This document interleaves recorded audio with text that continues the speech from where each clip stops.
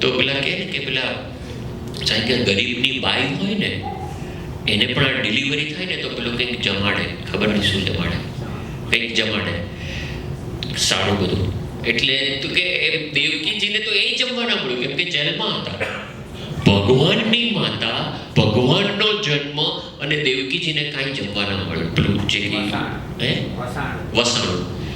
વસાણું જ કે આપણે કાંઈ ના મળ્યું. અને જન્મતા વેત જ સીધા પૂરમાં, કેમ કે યમુના નદીમાં નીકળ્યા તો યમુના નદીમાં પૂર માથે ટોપલા ઉપર. અને બીજી માં પારકી માના ઘરે મોટા થયા. ત્યાં બધા કેટલા પ્રશ્નો અને પછી બધું પડ્યા. પેલા વાતમાં આવે છે કે કોઈએ કન્યા ના દીધી એટલે ભગાડવી પડી. પેલી રૂકમણીને એને ભગાડીને લઈ ગયા. અને બીજી બધી 8 પટરાણીઓ ને બધી 16,000. આપણને થાય ઓહો 8 પટરાણી ને 16,000 ને આને તે. પણ સહેલું છે? તમને બધાને તો અનુભવ છે, બધા આમ તમને અનુભવ છે. It is both ways. એકમાં થાકી જવાય છે, બેમાં છે ને વધારે પ્રશ્ન. ત્યારે એક લાગે કે એક સહેલું હતું, બે ભેગા થાય ને. It's both ways. Don't take it કે આ લોકોને જો કહું છું. તો દ્રૌપદીને એટલું જ અઘરું હશે એ રીતે કહું છું. પણ એ બધા પ્રશ્નો સૌથી વધુ તો આપણને શું આમ આઘાત દુનિયાવી રીતે આપણે જોઈએ તો કે એ કૃષ્ણ ભગવાને ત્યાં મથુરામાં બહુ પ્રશ્નો હતા. મૂળ તો ત્યાંના હતા. બધા પોતાના કુટુંબીજનોને લઈને માઇગ્રેટ થઈ અને છેક ગુજરાત આવ્યા. દ્વારકા તો કંઈ પેલી નથી, આપણે શું કહેવાય એ વખતે હતી નહીં, એ વખતે તો ફ્લેટ લેન્ડ હતી. પણ કૃષ્ણ ભગવાને પોતાના બાહુબળે કરીને આખી દ્વારકા નગરી ઊભી કરી, સોનાની દ્વારકા કરી, આખા બધા લોકોને પોતાના કુટુંબીજનોને બધાને વસાવ્યા. પણ એ જ કુટુંબીજનો એમના જ આ 16,000 રાણીના પુત્રો એમણે પોતાની નજર સામે મરતા જોયા. જે યાદવા સ્થળે થઈ પ્રભાસ પાટણમાં બહુ શોખ લાગે. તમે જેના માટે આખી જિંદગી કામ કર્યું હોય અને તમારા જ પુત્રો, તમારા જ સગાવાલા જેના માટે તમે ખૂબ મહેનત કરીને ઊભું કર્યું હોય, એ લોકો તમારી એક વાત માને નહીં અને અંદર ઝઘડે અને ત્યાં સુધી કે તમારી નજર સામે બધા મરી જાય. That is what happened. Krishna was all alone when he died. તો જન્મવાનું, જેલમાં ઉછરવાનું, બીજે આખી જિંદગી દોડાદોડી મર્યા ત્યારે એમના પ્રશ્નો મટ્યા નથી. આપણા ક્યાંથી મટવાના? ભગવાનના મટ્યા નથી. પ્રમુખ સ્વામી મહારાજના જીવનમાં જુઓ ને, આપણને બધી સફળતાની સ્ટોરીઝ ખબર છે કે ભાઈ આ સ્વામીએ અક્ષરધામનું કાર્ય કર્યું, આ કર્યું, તે કર્યું, લંડન મંદિર કર્યું, ગિનીસ બુકમાં આવ્યું. પણ લંડન મંદિરની હિસ્ટ્રી જુઓ, આખી અક્ષરધામની હિસ્ટ્રી જુઓ. 100 જમીન લીધી છે ને એમાં નિષ્ફળતા મળી છે. ત્યાં સુધી બધા આવી ગયેલા કે બાપા હવે જમીન ના મળે, આપણે પથરા ઘડવાનું શરૂ કરી દઈએ. જ્યાં જમીન મળે ને ત્યાં આપણે પછી મંદિર ઊભું કરશું. પથરા તો ઘડીએ બાપા કે ના, જમીનની રાહ જુઓ.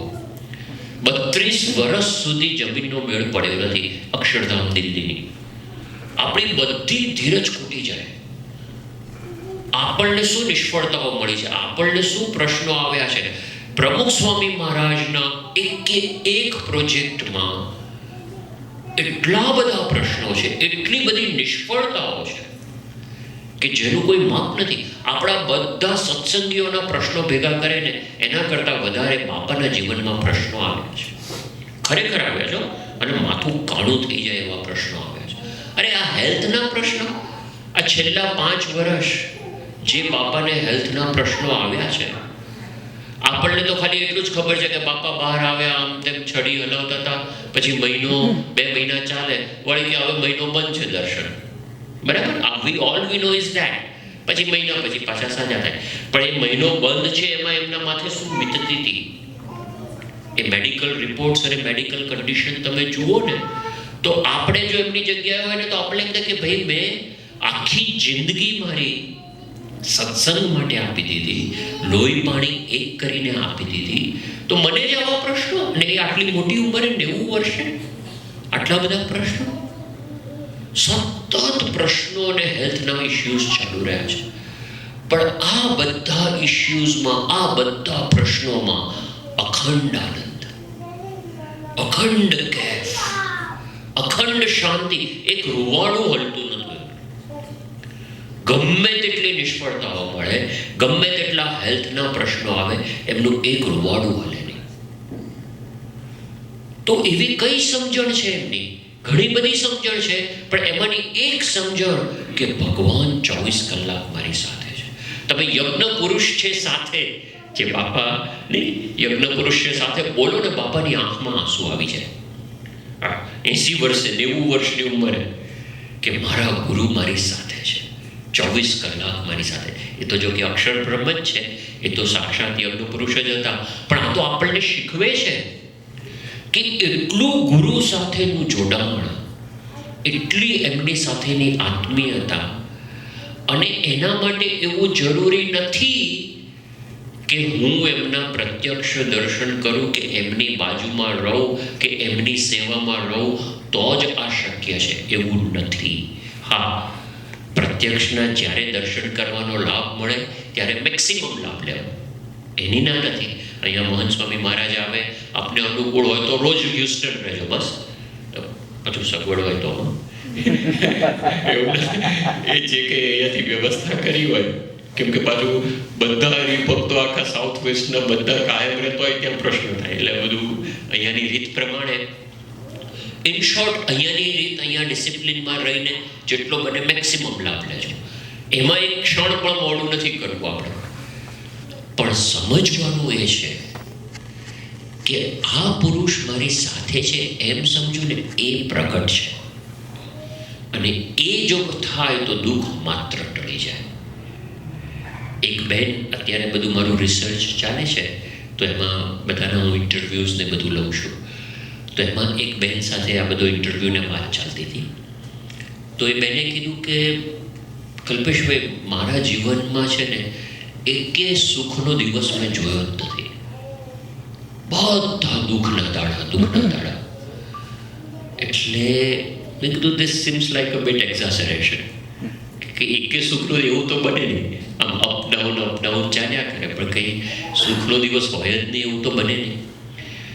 તો કે ના, જો હું વાત કરું, કે હું જે જન્મી, તો મારો જન્મ બહુ પૈસાદાર કુટુંબમાં થયેલો, અને મારા ફાધરને બહુ મોટો બિઝનેસ. અને એ જમાનામાં આજથી 20 વર્ષ 25 વર્ષ પહેલાં અમારે મોટી ગાડીઓ ને આ ને તે ને બંગલો ને બધું હતું. બધું there you go. હવે આટલો સરસ જન્મ થયો, you are Born with a silver spoon in your mouth. તમારે જ્યારે ઇન્ડિયામાં ગાડી આમ ભાગ્ય જોવા મળે, એમાં તમારે ઘરે ગાડી હતી, તો પછી આમાં ક્યાં દુઃખની વાત આવી? તો કે ના, એવું નહોતું, આ બધું બરાબર હતું, આ બધું દુઃખ હતું, આ બધું આમ સુખ હતું પૈસાકીય રીતે.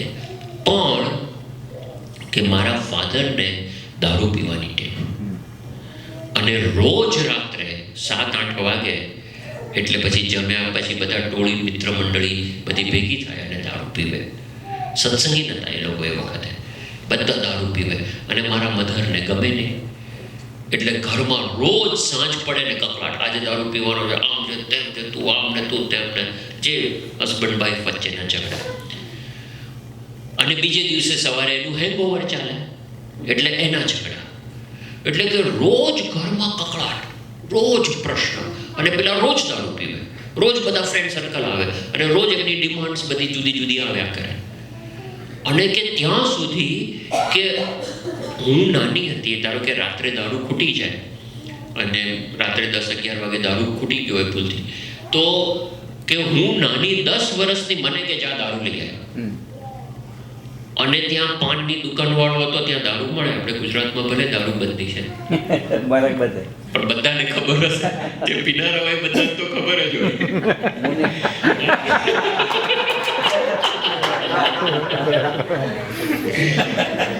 હું સુરતની બાજુમાં પેલું બારડોલી છે ને, ત્યાં મારું ફિલ્ડ વર્ક ચાલતું હતું. તો ત્યાં હું જતો હતો, તે રસ્તા ઉપર બોર્ડ માર્યું હતું મોટું, અહીં દારૂ મળે છે. મેં તો આ હિંમત તો જુઓ. તો બીજા એવા 3 બોર્ડ મળ્યા ત્યાંની આજુબાજુમાં. પેલા હાઈવે પર જતો હતો ને, સાંકરીથી બારડોલી ને બારડોલીથી પેલો વ્યારા કે હા. તે રસ્તામાં 3 બોર્ડ, અમે કીધું આ દારૂબંધી ને અહીં દારૂ મળે છે એવા તો બોર્ડ મારે છે. એટલે જેને ખબર હોય તો આ કે મને રાત્રે 10-11 વાગે, હું 10-11 વર્ષની નાનકડી, મને કે દારૂ લઈ આવો, અને મને એટલી બીક લાગે.